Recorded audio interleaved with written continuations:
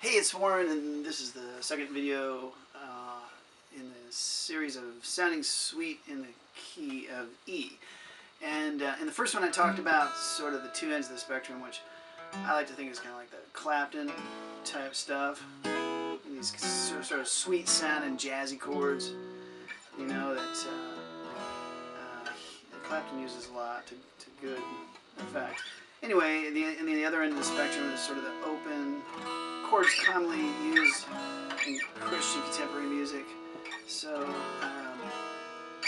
what I want to do is go through some examples and show you how these can be used, and actually how you can maybe, you know, grab from both ends of the spectrum and maybe use both in a song. So the first example I want to do is a song called Lonely Stranger, and this is a Clapton song. It was on the version I learned is on Unplugged CD, but it's a kind of a good example, I think, of sort of using these jazzy, smooth chords, you know, to good effect. Anyway, what he does, he kind of gets this little vamp set up here, which is sort of a little treasure trove in itself. I've written songs just around this. He just takes the an E, and then he goes up and plays an A with an E in the bass, and then he throws in this sweet little diminished chord, which is, it's an E on the bottom there, so open, 3, 4, 2, open, open. Doesn't sound like much on its own, but you put it in context, it's really good. Here's what it sounds like.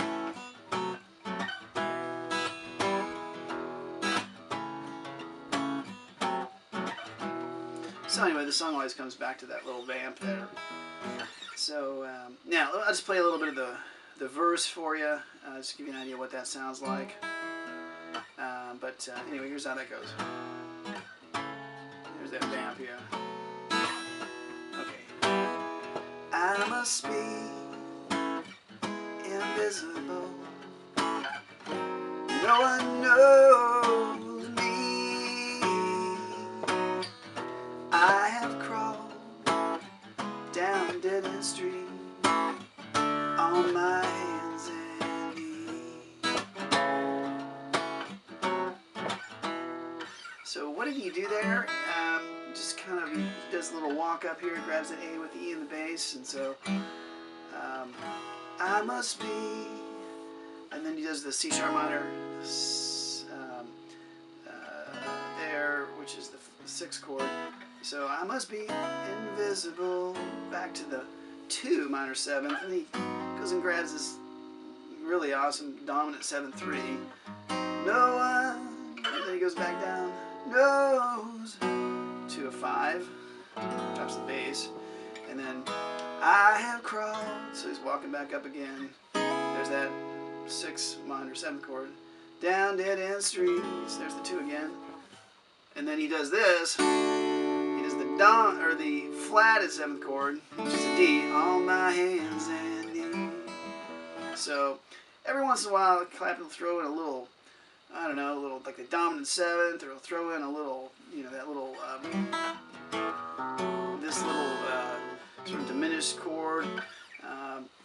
On the chorus, he does a couple of those things. He throws in this super sweet diminished chord, drops it in with those other chords, and they're so well placed. It's just really nice.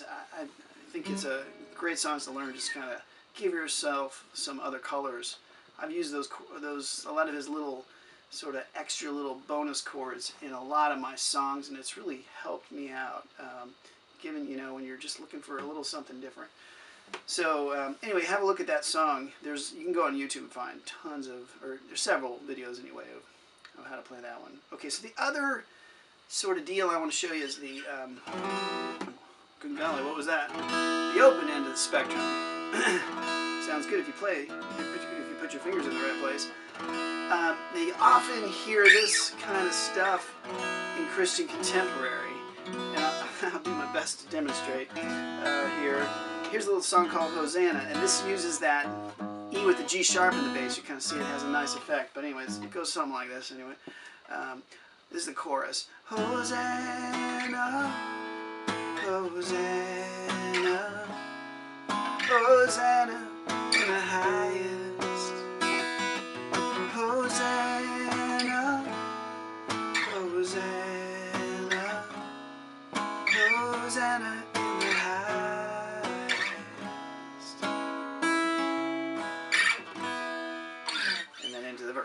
Okay, so, you know, those chords sound pretty sweet in that context.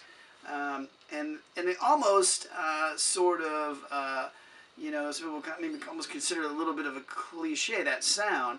But I really like it. I think it can be applied to other stuff as well. Like I worked out this U2 song, still haven't found what I'm looking for, in E. And it's a real simple song, but you know, these open chords, you just get a little vamp going like that, you know, a little strum pattern. Sounds really cool, I think. But anyway, here's how that goes. I have climbed the highest mountain.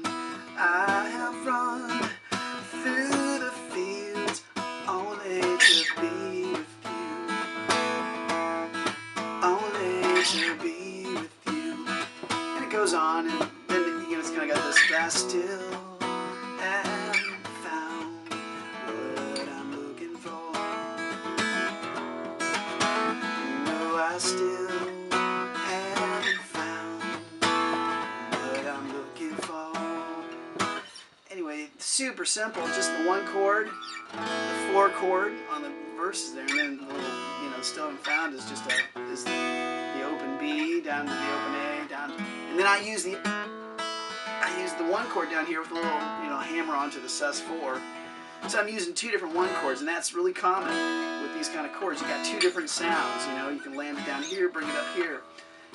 It's a really good device, I think. So there's the open stuff. Okay, now what about say maybe drawing from both ends of that spectrum? I'm thinking of a Keith Urban song called. It's called, oh, you know, it's got this little, I'll remember here in a second. Making Memories of Us, yeah.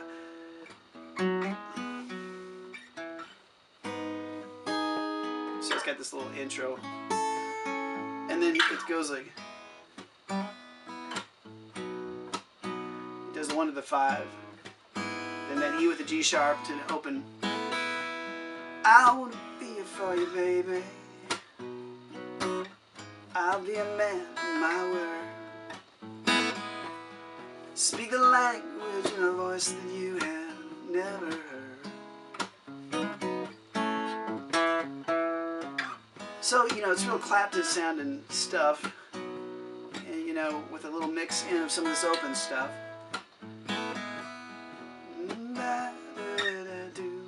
And this super little, the C sharp minor 7. Now watch what he does when he goes to the chorus. He does this. Hey, I'm gonna love you. It goes open. I nobody love you. And I learn your trust making memories of us.